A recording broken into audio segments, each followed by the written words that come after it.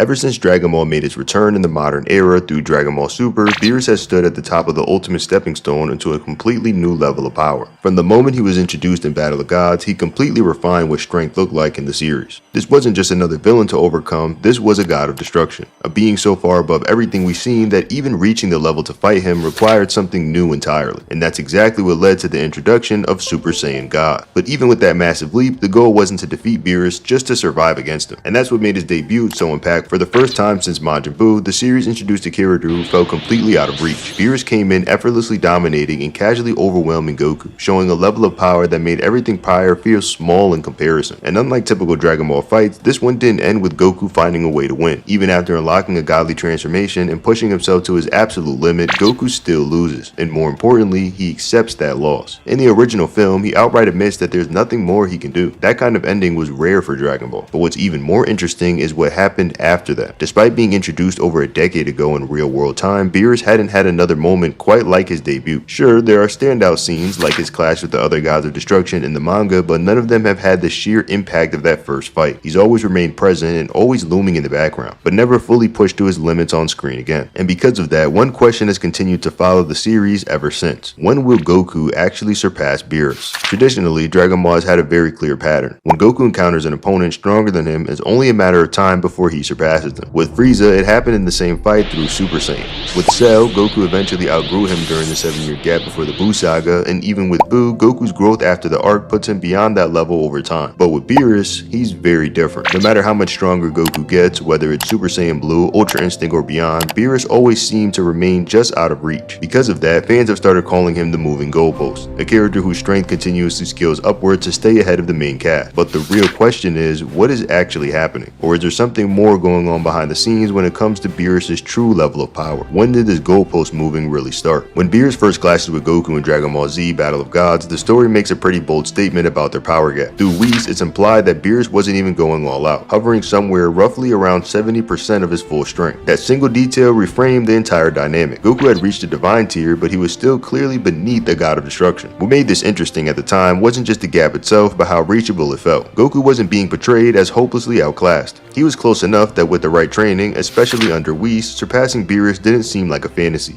It felt like a long-term destination rather than an impossible wall. And that idea is reinforced even more when Akira Toriyama weighed in on the conversation. In commentary tied to the film, he gave a rough comparison. If Beerus is a 10, Super Saiyan God Goku sits around a 6, while Whis is way ahead at about a 15. But the key detail wasn't the numbers, it was rather the explanation. Saiyans evolve mid-battle, and the longer Goku fights someone stronger than him, the more that gap compresses. In other words, Beerus wasn't just stronger, he was a moving target Goku could realistically catch over time. So naturally, heading into Dragon Ball Z Resurrection F, expectations were pretty high. Goku had already internalized God power into his base form by the end of Battle of God. Stack that with continued training under Whis, and now add Super Saiyan Blue, a transformation that essentially layers the Super Saiyan multiplier on top of the God power, and things start to look very different on paper. If you break it down numerically, it gets kinda wild. A fighter operating at around 70% of someone's level, then receiving a transformation that boosts them dozens of times over, shouldn't just close the gap, it should completely shatter it. Logically, that version of Goku should have blown past the level Beerus demonstrated in their first encounter already. But instead, Resurrection F quietly shifts the narrative. Rather than showing Goku overtaking Beerus, the film reframes things even with Super Saiyan Blue. Neither Goku nor Vegeta is individually superior to Beerus. At best, the implication is that working together might allow them to rival him. So yeah, when you really step back and look at it, this is goalpost shifting. But early on, it didn't feel like much of a problem. It still felt like something you could map out and eventually reach. Even in Dragon Ball Z Resurrection F, the hierarchy was consistently still followed through. Golden Frieza surpasses both Goku and Vegeta individually, yet he still acknowledges and outright fears Beerus. That's important because it keeps Beerus firmly at the top while still giving Goku and Vegeta a clear path forward. First, close the gap with Frieza, then aim for Beerus. And because Goku and Vegeta rarely fight as a true unit unless they're forced to, the story preserves that individual climb. Fusion or teamwork might be a temporary shortcut, but the real benchmark is still surpassing Beerus alone. That goal never disappears. It just keeps getting pushed further out. However, still at this time, it seemed feasible. Then Dragon Ball Super begins, and this is where things start subtly shifting. The early arcs begin retelling the Battle of Gods and Resurrection F, which don't dramatically rewrite events, but they do tweak the tone. For example, you get moments where Beerus outright claims he's using 100% of his power against Goku, only for Whis to casually call him out for holding back. What's interesting is Beerus' reaction. He's surprised that Whis noticed. That detail matters. It suggests he wasn't massively suppressing himself, because if he was only using something like 1%, there'd be no reason to act shocked that Whis knew. So it still loosely lines up with the earlier around around 70% idea rather than completely discarding it. On top of that, you got narrator lines saying things like Beerus used all his energy or that his stamina hit his limit due to his lazy habits. Looking back, those statements feel wild, but at the time, they reinforce the same narrative. Goku isn't there yet, but he's climbing pretty fast. The Resurrection F arc in Super doesn't really change much either. It's when the Universe 6 vs 7 tournament is introduced that things really start escalating. By this point, Super Saiyan Blue Goku and Vegeta are framed as being on the trajectory towards Beerus. So naturally, fans were watching closely for signs that the gap was closing. And then Goku drops Kaioken times 10 on top of Blue. This wasn't just another power-up, it came with a lot of context. Goku outright says that he's been saving this technique for the next time that he fights Beerus. And it's that line alone that changes everything. It implies that Goku himself believed he was approaching that level. And Beerus' reaction? It's not dismissive, he's visibly shaken to the point where Whis even comments on it. Beerus doesn't deny the possibility, he deflects. He questions why Goku didn't use it earlier instead of confidently brushing it off. In hindsight, you can chalk this up to a more playful dynamic between Beerus and Whis, but at the time it felt like a genuine hint that Goku might finally be knocking on that door. There's even the anime moment where Goku and Hit size up Champa and Champa straight up recoils in fear. Scenes like that only fueled speculation. If Goku is scaring gods of destruction now, where does that put him relative to Beerus? The situation got so loud that it arguably led to the what if scenario that we see in the Monaka filler. Everyone talks about wanting Goku versus a Beerus rematch, but technically we did get one in the Dragon Ball Super anime, just under different circumstances.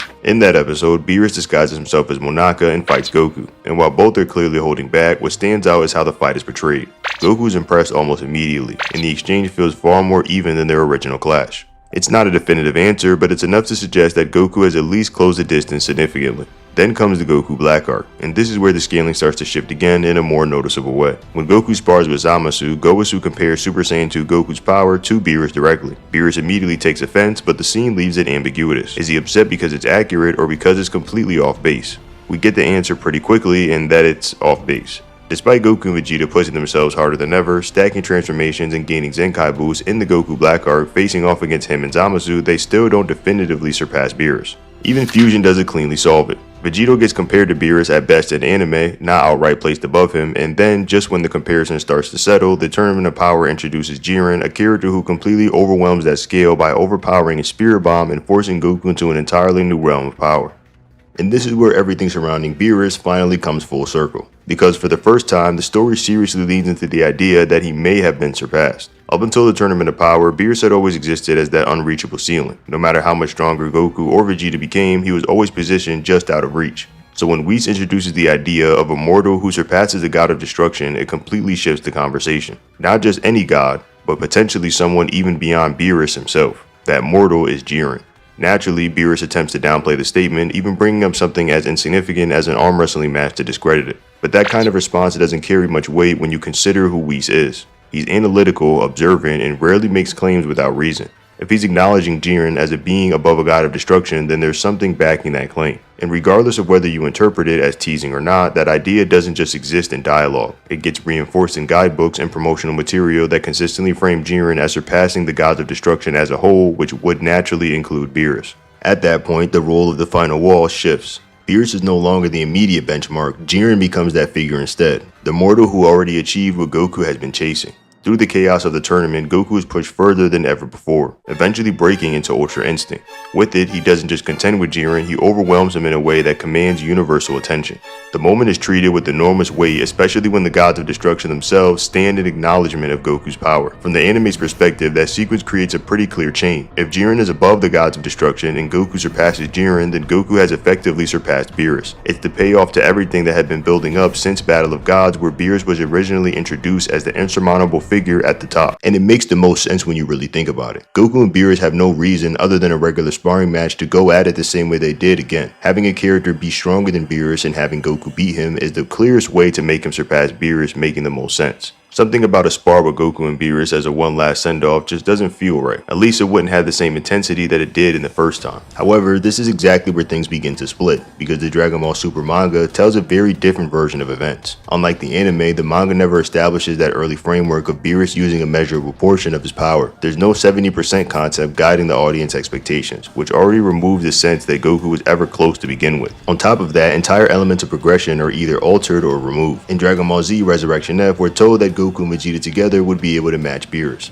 but in the manga, this is entirely skipped. By the time the Universe 6 vs 7 tournament happens in the manga, Goku's growth doesn't come with the same implications that he's closing in on Beerus. There's no Kaioken, and there's no moment of Goku ever making Beerus or Champa by extension look scared in any way. The one and only moment that does bring Beerus directly into competition is Vegito in his blue form. In the manga, he's described as a rival to Beerus, both in-universe and through official material. That reinforces the long-standing idea that Goku and Vegeta together can reach that level, but individually the gap remains firmly intact. The manga makes this especially clear when Vegeta spars with Beerus before the Tournament of Power. The fight isn't close, and Beerus even remarks that at Vegeta's current rate of growth, it would take an absurd amount of time, on the order of 1,000,000 years, for him to become a true rival. That statement alone reestablishes Beerus as being far beyond them. Even the betrayal of Jiren is more restrained. He's still one of the strongest opponents Goku and Vegeta have ever faced, but he's not explicitly elevated above all gods of destruction the same way he is in the anime. As a result, surpassing Jiren doesn't carry the same implication of surpassing Beerus. That consistent betrayal continues in the later arcs. During the Moro arc, Beerus is still treated as someone capable of resolving the situation himself, even when Moro is dealing with power comparable to Ultra Instinct Goku. Moving into the Granola arc, Goku and Vegeta both achieve massive increases in strength, yet Beerus is still framed as being above them. Even the introduction of Black Frieza, who shocks everyone with his power after 10 years of training, doesn't definitively place him above Beerus. The hierarchy in the manga remains pretty consistent. No matter how much stronger the main characters get, Beerus is still ahead. This is where most of the confusion comes from today. The anime and manga are telling two different scaling philosophies. In the anime, the gap narrows until it's eventually overcome, creating the impression that Goku finally surpassed Beerus. In the manga though, the gap is preserved and reinforced, keeping Beerus as the ultimate benchmark. So depending on which version you follow, the conclusion changes. The anime presents a version of events where Goku reaches and surpasses the level of a god of destruction, while the manga maintains Beerus as an untouchable standard that continues to loom over every new transformation and power-up. However, with the reintroduction of Dragon Ball Super and Dragon Ball Super Beerus, which is basically Dragon Ball Super Kai, they look to probably make Beerus that benchmark once again.